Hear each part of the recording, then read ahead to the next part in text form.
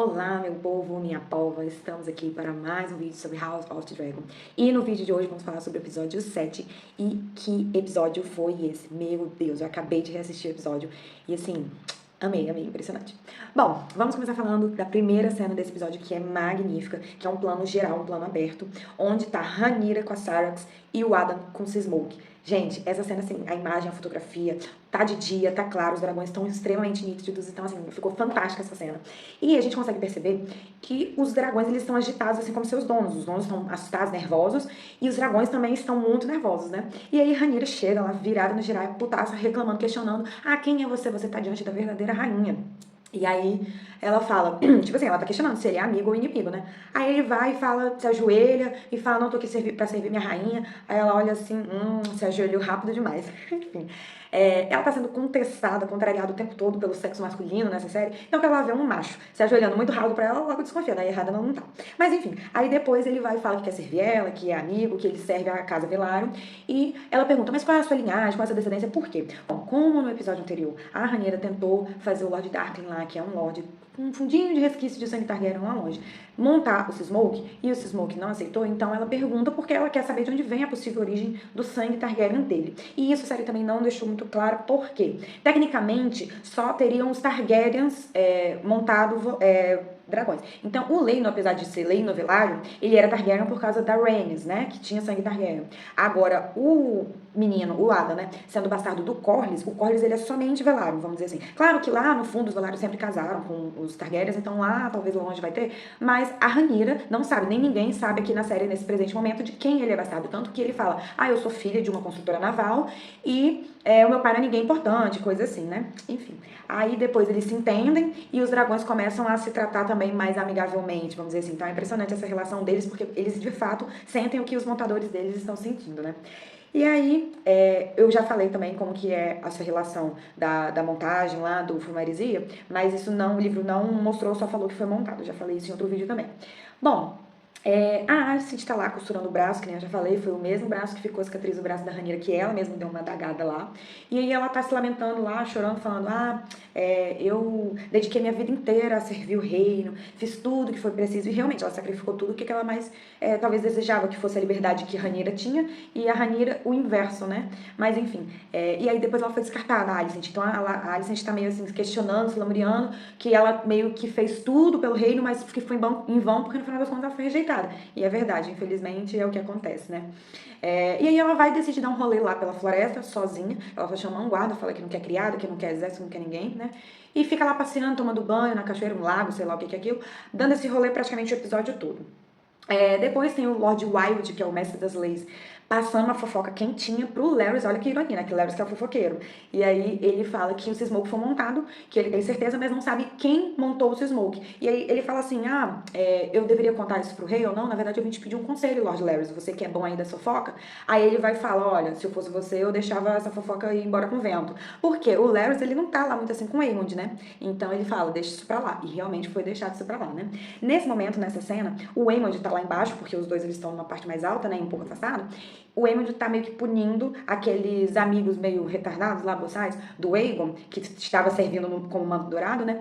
E aí ele tá mandando eles como punição pra guarda real não, pra muralha, lá pro norte. Foi até leve, né, vamos dizer assim. Só que eu acho que isso é muito em retaliação àquele episódio lá que ele foi pego no bordel lá, no colo lá daquela mulher mais velha. Então, acho que aquela sensação dele de ficar nu, ele ficou muito, se sentiu muito vulnerável, a palavra, muito vulnerável. Então, ele meio que tá ele tá ali se vingando daquele bullying, né, que os amigos participaram também junto com ele. Enfim. Bom, o Lord Corlys, depois, quando fica sabendo que alguém montou o Smoke, né, que até então era do filho dele, ele fala bem assim, mas quem montou? Aí foi um plebeu, aí ele fica assim, boquiaberto. Aí fala, mas foi um plebeu da sua casa, foi um funcionário seu. Aí ele fica assim meio chocado, mas eu acho que lá no fundinho ele deve saber, porque, né, qualquer um funcionário dele ia poder. E ele tendo 2 bastardos, ele já devia imaginar, mas ele ficou quietinho. Aí depois, quando o Adam chega lá, que ele vê que é o Adam, né, aí o Adam que já começa a ficar assim, gostaria de apresentar minha carta de demissão, tá aqui minha carteira de trabalho, dá uma baixa aqui pra mim. E aí o Lord Corlys só fala assim, não, tá ok, sua dispensa tá liberada, bom trabalho e tchau, vaza. Fez a egípcia e não contou nada pra ninguém, nem pra Rhaenyra, nem pro conselho, enfim.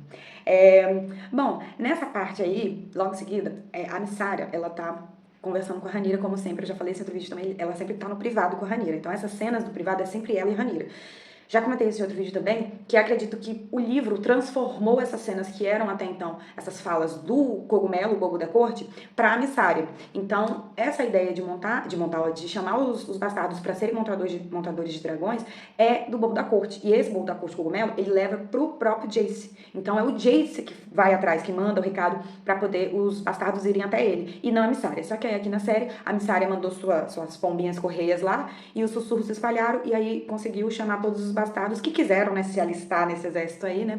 E como eu falei no livro, foi uma convocação assim, espontânea. As pessoas, elas se ofereciam. Não foi nada obrigado e não foi só bastardo também. Muitas pessoas que não eram de sangue real, não eram lords, eram até funcionários, cozinheiros e não tinham sangue Targaryen nem sendo bastardos, também se ofereceram. Vou falar um pouquinho mais disso pra frente. Bom, depois tem Daemon lá, falando com, lá em Harrenhal, falando com um menino que acabou de se tornar Lorde, que é o Oscar Tully. O Oscar Tully, ele chega, então esse é o segundo encontro deles. No primeiro encontro, o avô dele estava vivo, então o Daemon meio que desdenhou dele. No segundo encontro, ele já é o Lorde soberano da casa Tully. Então, o Daemon já trata ele com um certo respeito. Só que aí ele fala, olha, não sei como é que vai funcionar isso aqui não, porque o caso é o seguinte, você fez merda por aqui, você errou, e como você mesmo disse, Daemon, eu sou um menino novo, eu sou muito imaturo e inexperiente, as pessoas não vão querer me seguir, não vão concordar em me seguir. Aí, nisso vai, o Lord Simon chama eles e leva eles pra se juntar com os outros lords de Riverlands, das Terras Fluviais. E aí ele vai e questiona, olha, você vai nos obrigar os lords questionam ele, você vai nos obrigar a seguir um homem que não tem honra, que fez tudo o que fez, porque ele, aquele rolê lá que ele pediu pro William Blackwood, saquear as vilas dos Bracken, que eles até então eram inimigos, para trazer os Bracken pro lado deles, isso não aconteceu nos livros. Já expliquei isso detalhadamente em um outro vídeo, não vou me reexplicar aqui de novo, mas o que acontece? Esse rolê todo fez com que o menino, que acabou de virar um lord, mas mesmo que ele é um soberano ali que tem vários vassalos, ao meu ver, ele foi afrontoso, ele meio que desdenhou assim da cara do Daemon. Aí o Daemon até fala, ó, cuidado menino, com quem você tá falando, do seu rei. Ele fala assim, você tá falando do seu rei. Aí o menino chega assim e fala, você quer nosso exército ou não? Então assim, como ele foi muito afrontoso, um menino recém-chegado que tava todo acuado, todo nervoso de estar encontrando o rei no primeiro encontro deles, eu acho que descaracterizou um pouco a personificação do personagem do Daemon, porque o Daemon, ele jamais toleraria um menino, um fedelho, que acabou de se tornar Lorde, falar com ele, mesmo que tivesse um monte de outros lords ali também com espadas e coisa e tal. Eu acho que, mesmo com o dragão, eu acho que ele não iria aceitar, sei lá o que ele iria fazer, mas eu acho que ele não iria aceitar. Bom, mas aí ele vai e fala assim, então a gente vai ter que dar um jeito aqui, porque os outros lords não gostam de você. Aí o Daemon até fala, eu não vim aqui procurando amor, eu vim aqui procurando espadas. Aí ele fala, tá, e como que a gente resolve? O crime que foi cometido não pode ficar impune. Então o Daemon, ele se vê obrigado a matar a única pessoa que foi leal a ele e que fez tudo o que ele mandou. Por mais que ele fez pelos meios errados, está errado sim, isso no livro não aconteceu, porque esse rolê todo aconteceu na Batalha do Moinho, e esse William Blackwood, praticamente, ele morreu, acho que lá na Batalha do Moinho, que não era nem o William, era outro Blackwood, e nesse momento da série, quem está lá nessa guerra, da série não, no livro, é o Ben Scott Blackwood. Então, acho que eles deixaram o William vivo para depois tirar ele de cena, porque realmente, nas próximas temporadas, o Blackwood que tá à frente, né, como Lorde, é o Benji Scott, ou Benji, né? Então, achei que isso tirou um pouco a caracterização do personagem do Daemon, né? Que o Daemon não é muito fluxo chega, não. E eu acho que ele não iria aceitar, não. Bom, aí ele executou lá o outro e, como eu falei, isso não aconteceu no livro, né? Depois disso, o Daemon vai lá pro quarto e ele tem mais uma alucinação, e é uma alucinação com o Viserys já muito adoentado, segurando a coroa assim nas mãos, e ele fala, você ainda quer?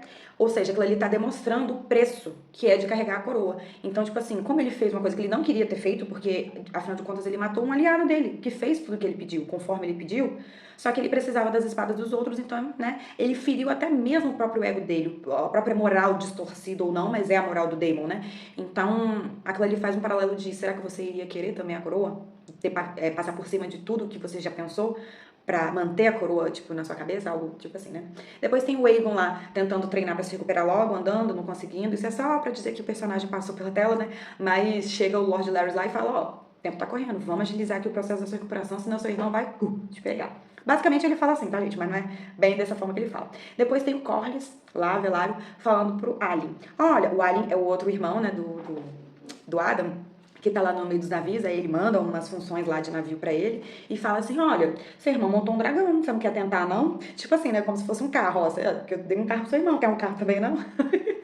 Mas enfim, aí ele vira e fala, não, eu não quero porque eu sou sal e mar. Ou seja, a série ela fez um contraste, um paralelo, porque nada na série de universo de Game of Thrones é à toa, até a falta de fala não é à toa.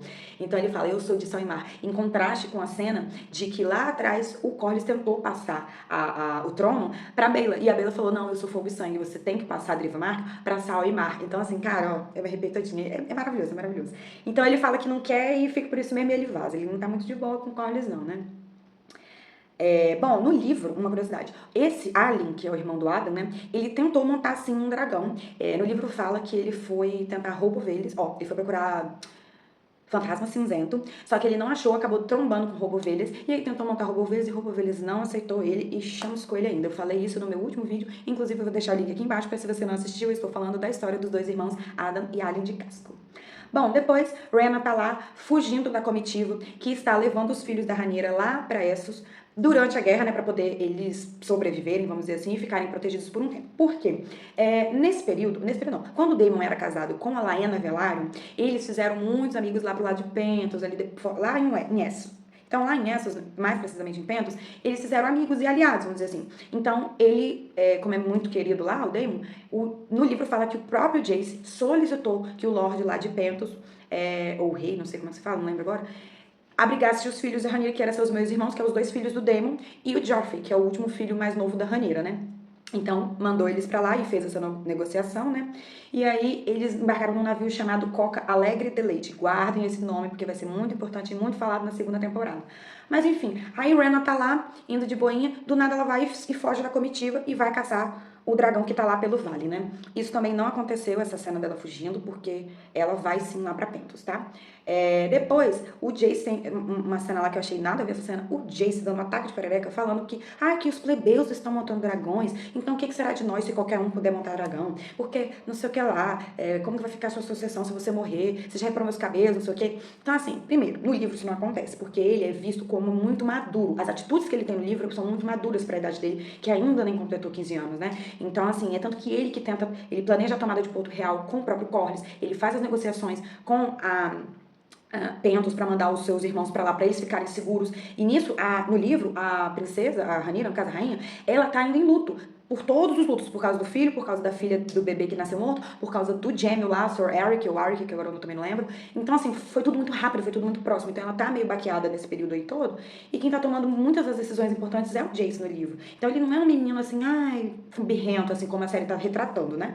Mas, no livro, ele não é tão questionado assim, essa questão dos cabelos, porque, eu acho que eu não falei isso em vídeo nenhum, mas a avó dele, que é a princesa Rhaenys, que morreu, infelizmente, nesse episódio 4 da segunda temporada, ela tem os cabelos pretos, apesar de ser Targaryen, legítima, ela tem os cabelos pretos, porque ela é filha de uma Baratheon, e os Baratheon são os cabelos muito negros. Então, eles têm essa desconfiança da bastardia no livro, mas não é tanto assim, igual ele fica questionando, querendo jogar na cara. E nessa conversa com a Rhaenyra, ele joga na cara, você nunca pensou o que ia acontecer quando eu viesse com os cabelos pretos, quando você foi se deitar com o Sir Harry Strong? Então, tipo assim, jamais que uma mãe ia deixar sem virar a mão na cara desse menino. E a Rhaenyra só chora, eu não queria isso, nanana. Enfim, não gostei muito dessa cena não, mas enfim, a ideia também de ir atrás dos bastardos é do próprio Jace no livro. Então não fez muito sentido pra mim ele ter esse ataque de perereca, não. Enfim, depois a Missária mandou lá, como eu já falei, o recado pros bastardos virem, e aí o Ilf, o bêbado, né, tá lá na taberna, e aí os amigos dele falam pra ele, vai lá, você vai montar dragão. Ele, não, eu não vou morrer, não, eu tô de boa aqui.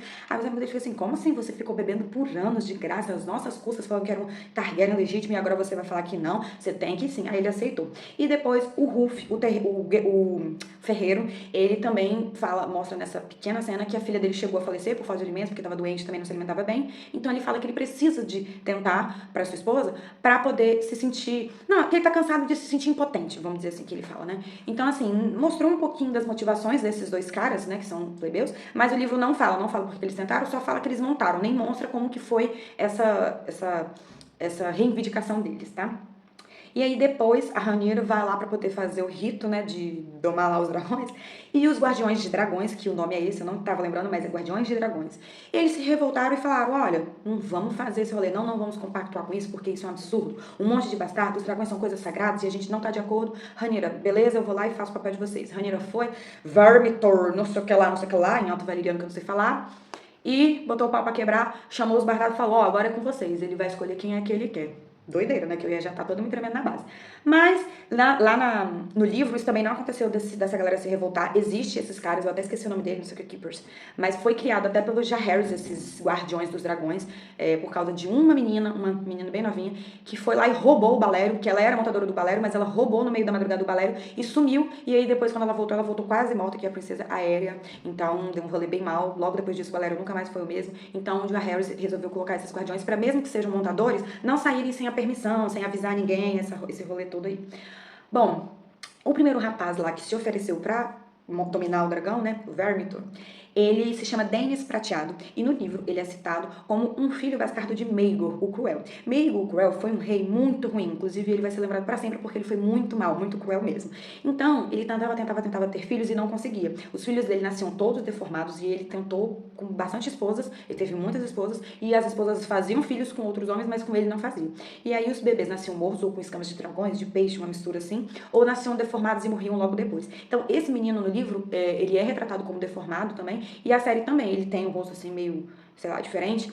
E aí ele é o primeiro a ir de arrasta pra cima lá com o Vermitor. Mas no livro, ele tenta reivindicar, não é o Vermitor não, ele tenta reivindicar o rouba-ovelhas. O rouba-ovelhas, apesar de tudo, ele é um dragão meio bonzinho por ser selvagem, vamos dizer assim. Só que aí nesse rolê que ele tá tentando montar o rouba-ovelhas, chega o canibal, que é o pior dragão selvagem de todos, porque o canibal, ele come outros dragões, então ele não respeita ninguém e não tem nada de dócil.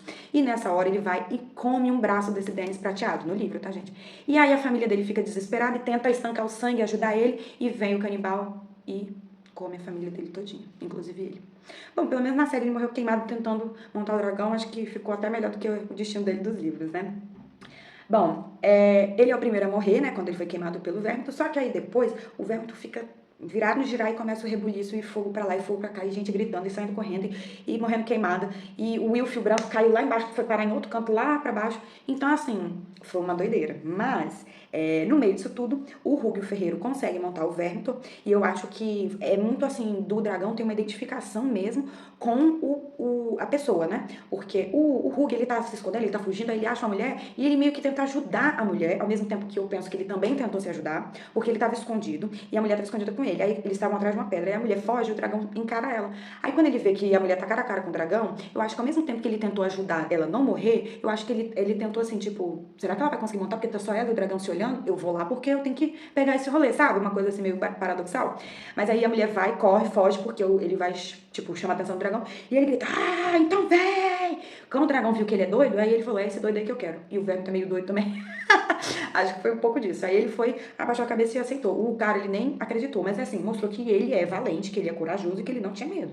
Porque o Vermitor, ele é um dragão com essas características, vamos dizer assim. Então, acho que eles meio que se identificam. E o Hilf, que tá lá embaixo, caiu, né? Saiu andando, tropeçando, balançando tudo. Aí eu fiquei pensando, deu de cara com a Asa Prata. Gente, esse rolê todo, essa gritaria, é fogo, é dragão, a gente morrendo queimado e tudo. E a Asa Prata dormindo, dá nem pra acreditar num negócio desse, não.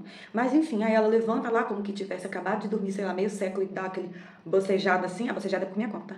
Aí ela fala, pô, quem é esse cara aqui, esse doidão aí? Aí ela dá umas esbarradinhas assim, ó, com focinho, sei lá o que é, dragão tem focinho, não sei. Aí faz assim nele, meio como que tá brincando, porque das que são montadas, ela é a dragão mais dócil, né? Então, ela vai e aceita o bêbado lá. Gente, tipo assim, primeiro, quando ela foi assim pra cima dele, ele ficou assim, ó, só deitado assim, esperando a morte. Eu não vi motivo pra ela aceitar ele como montador, não, mas assim, como ela é meio bobona, eu acho, né? Aceitou um bobão também, por isso que eu falei que eles se batem na característica. Ai, gente, é muita doideira. Essa foi, não sei, acho que mais fácil ainda do que o Fumaresia, porque o Fumaresia levou uma carreira ainda, o Adam levou uma carreira, né, o Fumaresia, mas enfim. Essa dragão, ela era uma dragão da rainha Alysanne, que era conhecida rainha boa, então assim, ela era bem gente boa, não ficava em guerra, só viajava pra fazer turismo, vamos dizer assim. Lá nessa cena, que morreu a galera lá nesse rolê, de tentar montar o Vermitor, o livro fala que morreram 16 pessoas nesse dia, e 3 vezes isso, ou seja, de 3 vezes 16, morreram depois, decorrente de queimaduras e ferimentos. Então, assim, dentre todos os tentantes da semeadura, que como eu falei, as pessoas se ofereciam para tentar e não precisava ser sua Targaryen, ou bastardo, tava o Lord Gormon Massey, que era o pai da Elinda. A Elinda, que é essa emissária, que a emissária colocou lá em Porto Real para fazer os sussurros. Então, assim, infelizmente, ele era um lord e ele morreu nesse rolê aí também. Muito triste, né? Bom, como eu falei, o livro não detalha essa semeadura, só fala quem conseguiu montar quem. Ó, quem conseguiu montar quem. E diz também que tentaram montar todos os dragões, foram tentados montar, exceto Canibal, que era esse dragão selvagem muito violento. E de todos os 3 dragões, ele era o mais violento dos selvagens, e que também foram montados os outros dragões restantes que estavam sem montadores. Então, só Canibal que ficou sem. A série mudou um pouco isso também, mas eu vou falar depois um pouquinho no final desse episódio, desse vídeo, e no próximo vídeo. Bom, depois disso, lá no Conselho dos Verdes, eles estão dizendo que os Hightower estão sofrendo os ataques do cercado, né? Pelos Beesbury e os Tarly. Os Tarly, como eu já falei também em algum vídeo antes, eles são aliados dos Beesbury, inclusive a casa Tarly é a casa do Samuel, que virou mestre, que foi pra muralha, depois virou mestre, né? Amigo lá do Jon Snow. Então, eles estão ali cercando os Hightower e eles estão pedindo ajuda, recursos, porque eles estavam meio que perdendo essa batalha. E aí, quando chega esse rolê lá no Conselho dos Verdes, eles falam que também a Tessarion levantou voo, porque o dragão ele chega a uma idade mínima para ele conseguir sobrevoar e conseguir peso em cima dele, né? Então alguns dragões eles não voam até certa idade ou quando voam também não consegue sustentar ninguém em cima, né? E aí aqui nesse episódio fala que a Tessarion levantou voo pela primeira vez, então ou seja, logo logo o Daeron vai conseguir montar, que é o 4º filho da rainha Alicent, com o Viserys. E aí depois tá aquele barulho, aquele tititi, aquela gritaria lá. E o Aemond, assim, só de olho, ele levanta, ele corre lá pra olhar pela janela. E ele fala, tá acontecendo alguma coisa grave. Vai lá correr pra pegar a Veiga, que inclusive tá tão grande que não cabe lá no fosso, dentro do fosso de Porto Real. Tá lá no meio do mato. Aí tem que pegar um cavalinho pra chegar até a Veiga. E chega lá até a Veiga e vai pra Porto Real, pra Pedra do Dragão. Pedra do Dragão, gente, é uma ilha. Então, quando ele tá sobrevoando, só tem mar embaixo, porque é uma ilha. Quando ele tá chegando, assim, próximo de uma distância que consegue ver, ele vê 3 dragões. Então, assim, até ele sabe que mesmo com a Veiga, ele não conseguiria combater 3 dragões, que eram 3 adultos, que é a Syrax, o Vermithor e a Asa Prata. 3 dragões adultos e experientes. Menor desses 3 aí é a Syrax, que é super enorme já, que é a dragão da Rainha. Então, ele fala, fuja. Eu até anotei aqui como é que ele fala. Ele fala bem assim... Não, Veiga, fuja, Veiga, dê a volta, Veiga. Veiga, assim, doidona, querendo ir pra cima, pro pau torar. Só que, tipo assim, a dragão é doida, né? Meio suicida, né? Ele sabe que ele não ia conseguir, mas a dragão queria ir. Aí ele vai, entra com o rabinho entre as pernas e casca fora. Bom, afrontosa essa velha dessa Veiga, né? Mas isso no livro também não aconteceu, como eu falei, né? Essa cena que acaba lá, que é o plano de fundo, assim, também, fechando, dando um zoom, assim, focando na rainha com os 3 dragões. Cara, é uma coisa, assim, sensacional pra mim. Foi excelente. Esse episódio foi excelente, eu fiquei boquiaberta e toda vez que eu assisto eu fico em êxtase. E, assim, eu esqueci de comentar isso, na verdade, quando o Will Filho monta essa prata, ele vai sobrevoando lá para a Pedra do Dragão, assim, muito doido. Pedra do Dragão não, para Porto Real. Então, assim, muito doido, porque lá no alto da muralha tem umas bestas que eles chamam de escorpião, que é como se fosse uma máquina lá que tem umas flechas bem grandes na ponta que é para acertar dragão. Então, ele podia ter sido acertado e ter morrido ele mesmo, antes de ter feito nada. Só que eu acho que é um meio dele provar pros amigos dele, principalmente lá do bar, que ele fala, consegui, tô aqui, galera, consegui, sabe? Mas podia ter dado muito errado. Aí, quando ele tá retornando, que foi só um rolezinho assim, bate e volta, aí quando ele tá retornando, que a Veiga vai atrás e foca nessa cena assim, esse enquadramento. Cara, esse enquadramento é perfeito, maravilhoso. O diretor de fotografia desse episódio está de parabéns. Eu amei esse episódio. Claro que ficou muita coisa ainda pra ser resolvido no episódio 8, que é o episódio final, mas me conta aqui abaixo o que vocês acharam desse episódio, se vocês têm dúvida, me deixa aqui nos comentários. Curte, compartilhe o vídeo e se inscreva pra poder me ajudar a engajar mais e ter mais novos vídeos aqui pra vocês. E também em breve eu vou trazer algumas coisinhas sobre a nova série que vai sair ano que vem, Cavaleiro dos Sete Reinos. É isso, um beijo e até mais!